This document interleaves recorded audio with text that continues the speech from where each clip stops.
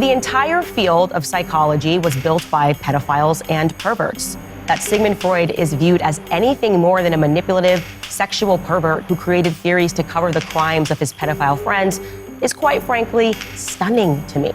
Did you know that Sigmund Freud was a homosexual man whose best friend was a pedophile? He had a very strange relationship with his best friend, Wilhelm Fliess, who sexually abused his own son. Freud revealed in a letter that his father was also a sexual pervert. Unfortunately, my own father was one of these perverts and is responsible for the hysteria of my brother, all of whom's symptoms are identifications and those of several younger sisters, end quote. Alfred Kinsey is the godfather of modern comprehensive sex ed programs. He came up with many of the theories of sexuality that are now taught as fact in our schools. He also enlisted a pedophile who raped children so that he could document the victims' orgasms.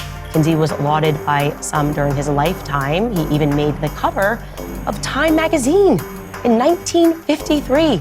Kinsey, who actually detailed cases of extreme, repeated, and prolonged child abuse perpetrated on over 300 children, including infants that were just 2 months old, because he wrote extensively to a pedophile and wanted those details. This community, I guess, protects their own. Don't forget about Dr. John Money, by the way. He was the one who first introduced the idea of changing around parts when we talk about transgenderism. By the way, Dr. John Money, I should mention, was also a homosexual man, and he experimented on twins that he molested. Renowned sex pathologist Richard von Krafft-Ebing. He was also a psychiatrist, of course, and in case you're interested, he coined the term masochism. Richard also wrote books. He was particularly interested in homosexuality.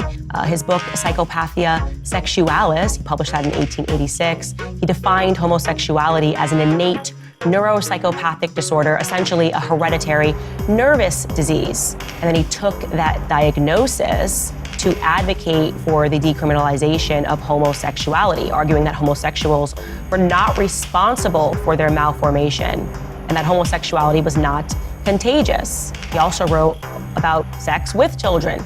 In his book, General Pathology, in Chapter 5, he writes about sex crimes with children and uses the term, actually for the first time, pedophilia erotica. It's just a lot of homosexual men that have an interest in children when you look back into the history of a lot of these modern ideas that we're dealing with.